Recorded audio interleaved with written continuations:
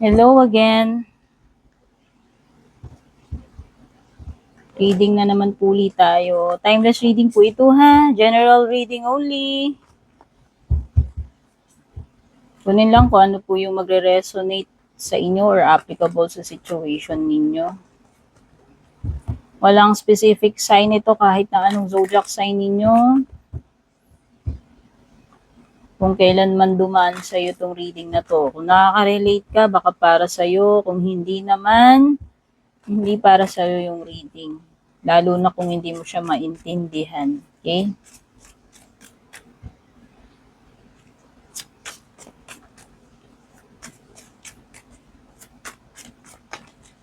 Wait lang. Kuha tayo ibang cards.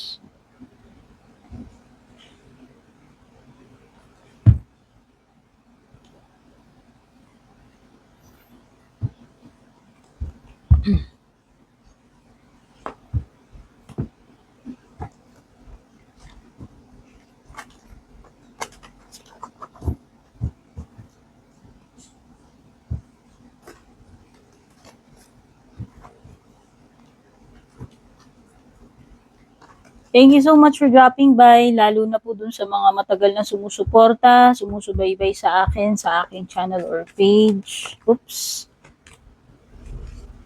Sa mga bago, welcome po dito. And don't forget to subscribe or follow na rin po. Okay, you have commitment. This is long term. Meron din tayong mga legal matters dito. Maaring some of you are already married. Pwedeng iba naman about to become married. No? Or nasa isang relationship na kayo na matagal na kayo dito sa relationship na ito.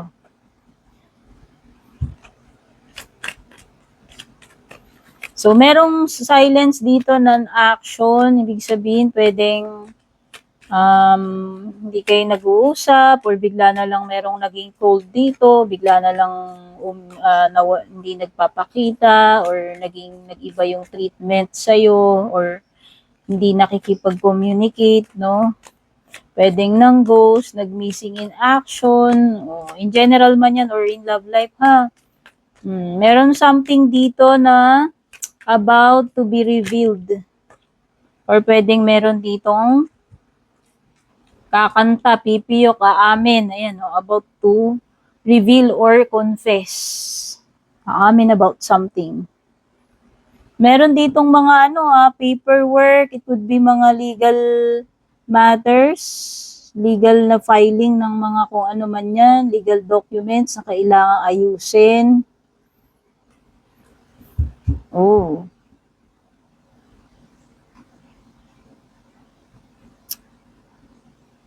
Meron something dito na umaasa or ipinagdarasal. Ayan wish card.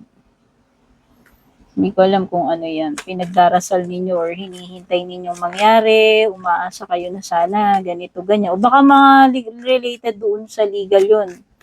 Something about court or legal matters na pinagdarasal ninyo na siguro sana matapos na yan or sana maging okay na yan, sana masettle na yan, ma-file kung kailangan mang i-file yan, whatever. Or bumabaning decision, no? Kung may mga hearing dyan. Decisions. TikTok, deadline, time running out. Yung iba, pinagdarasal ninyo, sana umabot sa deadline. Kasi nauubusan na ng oras. Parang meron ditong stress or ultimatum no? TikTok, time is running out. Parang nape-pressure sa sa oras.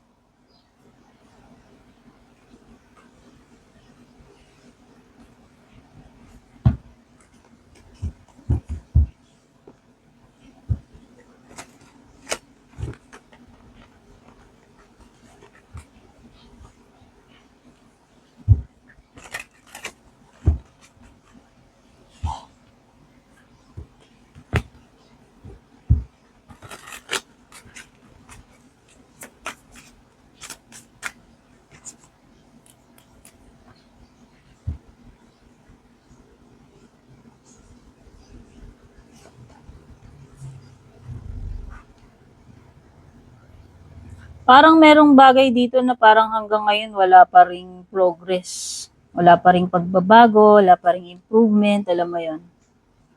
And actually, meron kayong something talaga na hinihintay dito like a result or outcome or decision. Meron something dyan na hinihintay. Ayan, hoping and waiting na sana dumating na yan, mangyari na yan, alam nyo yun, bumaba na yung whatever na ini-expect nyo na yan. So, sa recent past, parang nagkaroon dito ng, I don't know kung ito is something about spies o legal matters or communication. Para kasing may information dito na natanggap ka or merong nag-tip sa'yo, may sinabi sa'yo, or pwedeng nagkaroon ng balita, information, pakikipag-usap, no, in the recent past.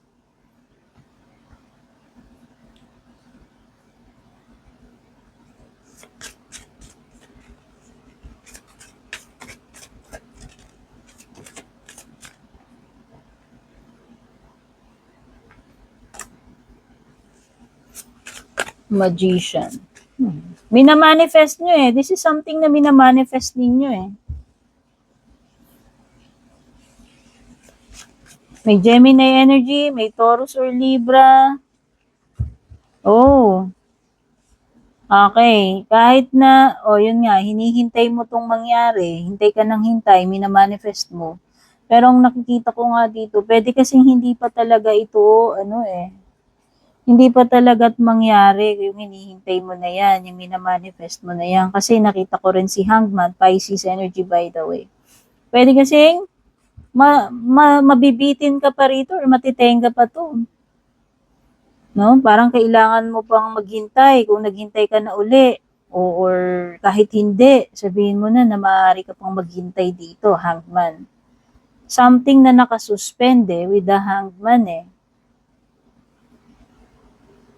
Oo, parang wala ka talaga magagawa but to wait. And maaaring ma-delay pa yan. Pwedeng matagalan, pero ang idea dito is waiting period kasi si Hangman Kung relationship to, parang nakabitin yung relationship ninyo. Parang na frozen. Meron something na put on hold. Whether this is about work or whether this is about your love life. Sabi nga dyan, pwedeng may deadline, pero para kasing umaasa ka about the decision or doon sa process, sa legal process, kung may legal process man dito. And you are hoping, praying, yearning na sana maging okay yung kalalabasan ng proseso na yan. Or kung ano man yung hinihintay mo na yan. Agreement, areglo, ano ba yan, court, hearing, whatever, or legal matters.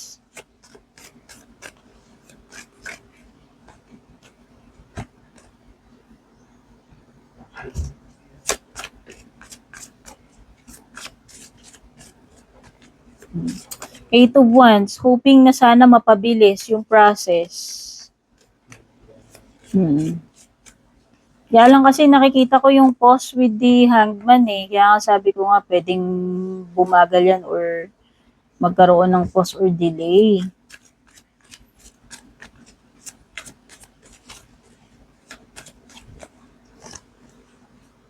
Chariot. Chariot. So, kung this is about pagta-travel, for some of you, pwedeng hindi pa kayo makatravel. Or hindi pa hindi pa mag-continue. Kasi baliktad yung chariot mo. Chariot is Cancer energy, by the way, kung meron mang mga Cancer dito. Oo. Meron dito kasing pagbagal with the Hangwoman. Tapos lumitaw yung chariot, no, na parang hindi pa hindi pa gagalaw. Pwedeng hindi pa mag-continue sa ngayon.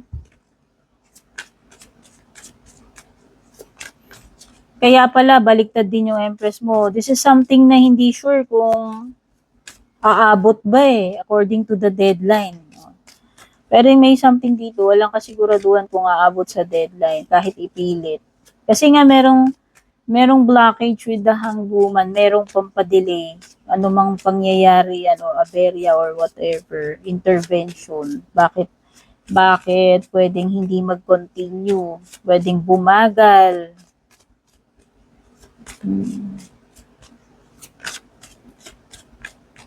Either yung chariot na yan, magkaroon ng pagtigil or pwede talagang mag-decide na hindi na i-continue eh.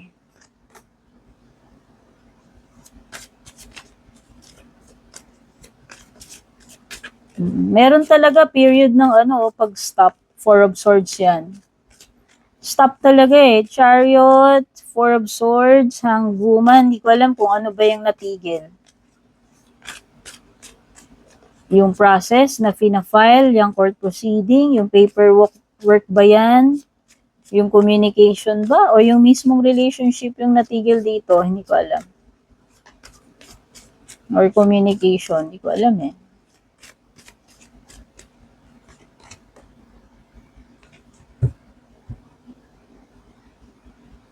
No, I hope hindi yan marriage kasi lumitaw si Four of Wands. Baka mamaya marriage to. O baka yung iba sa inyo, parang nagkaroon, kung marriage to na inaasikaso ninyo, pwedeng ma-put on hold yung marriage eh. Or maaaring magkaroon ng hassle about doon sa pagpa-file process. Pagpapakasal. No? Pwedeng pagpapakasal, pero pwede rin namang ibang bagay. Parang, ayun no, kasi nakita ko to, parang kasal. Tapos ito, parang kasal na naman yung energy. Pwedeng maho-hold. Instead na nakaplano na, tutuloy na, pwedeng meron something dito na magpapaput on hold doon sa marriage.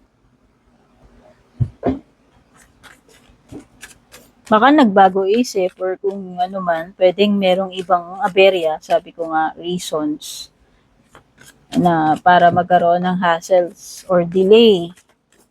Pero kasi may pag-aamin eh.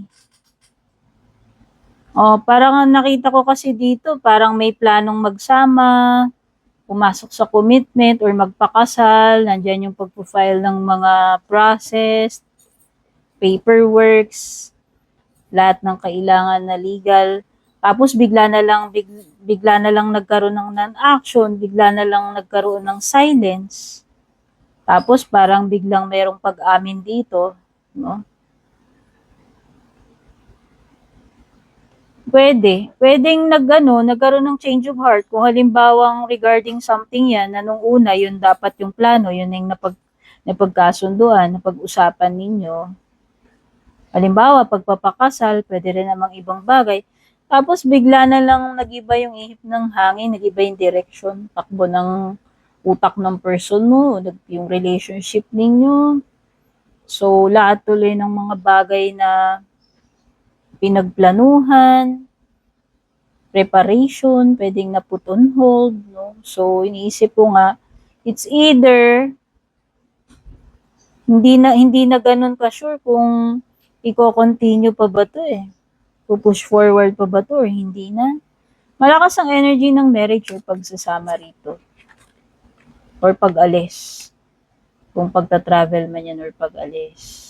Pero malakas yung energy ng parang nag-back out, nag-iba yung isip, umatras, no?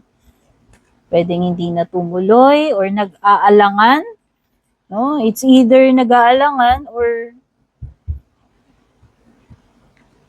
hindi na talaga tutuloy kung nagbago na yung isip or feelings about this.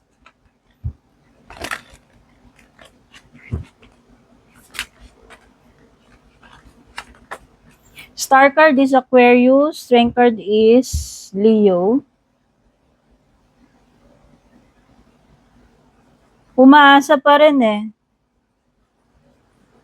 Hopeful pa rin kayo na sana matupad pa rin to. Kahit ganito yung nangyayari.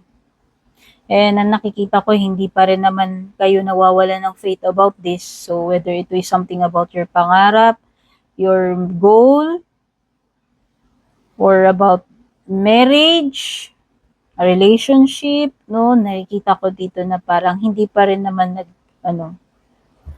hindi pa rin naman nawawala ng pag-asa, and hangga't maaari, itatry pa rin na malagpasan or magstay, ano man itong hassle na to, delay or problem. See? So, nakikita ko mukhang magiging maganda pa rin naman yung ending dito if ever. Siguro lang meron, syempre, di ba, minsan naman talaga may mga dumarating sa buhay natin or sa relationship natin na mga aberya or delay. Importante, wag mawala ng pag-asa, stay positive lang. Wag sumuko, strength card, no? Feeling ko lang, hindi pa naman to give up. Hindi pa naman ito totally, hopeless case siguro. Kasi ayan yung indication ng Ten of Cups na maaari pa rin matuloy ito. Maging happy pa rin, alam mo yon, matupad pa rin kung ano man yan, goal, pangarap, or something like pagpapakasal or pagsasama. Or kung balikan man yan for some of you. Happily ever after card ko kasi ito, si Ten of Cups. So sa tingin ko mukhang magiging happy pa rin naman yung ending. Oo. Sa tingin ko, ano man problem to, maayos pa rin naman yung problem. Ano nga lang siya. Hindi madali yung process for sure kasi 3 of Swords yan eh. Difficult or painful yung maaari mong pagdaanan. Pero masusurvive mo yan kasi nandyan si Strength card, nandyan yung Ten of Cups. So, di ba? Mako-complete itong task na to, goal na to, pangarap or situation eh. Matatapos din lahat yung mga battles na yan, kung ano man yan, kung may mga legal man kayo pinagdadaanan dito, matinding problema, pagka-broken heart, or pagkabigo with the Three of Swords, no? Nakikita ko na this is something na, ayan, powerful na mga cards. Eventually, masosolve yung mga problem. Eventually, mabubuo uli or magiging magkasama uli. Eventually, kaya nga lumilitaw to, may pag-asa, no? Marireach yung goal or kung pangarap man yan, no?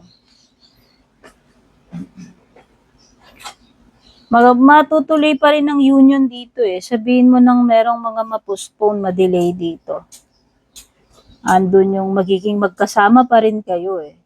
So, kung person mo yan, kung marriage yan, sa tingin ko, if not with the same person, andun pa rin yung card na nagsasabi na makakahanap ka pa rin ng masayang buhay or makakahanap ka pa rin ng person na magmamahal sa'yo, kukumpleto sa'yo, magbibigay ng happiness, fulfillment, or family para sa'yo. Or kung mga pangarap mo man yan, goal mo, para sa career mo, personal growth, or sa family mo, nakikita ko na matutupad tong mga goals mo na to, pangarap mo na to eh. Okay? So, yan yung mga na-pick up ko dito sa inyong reading. Syempre, don't forget to subscribe, follow, pa-like, pa-comment, pa-share. Babush!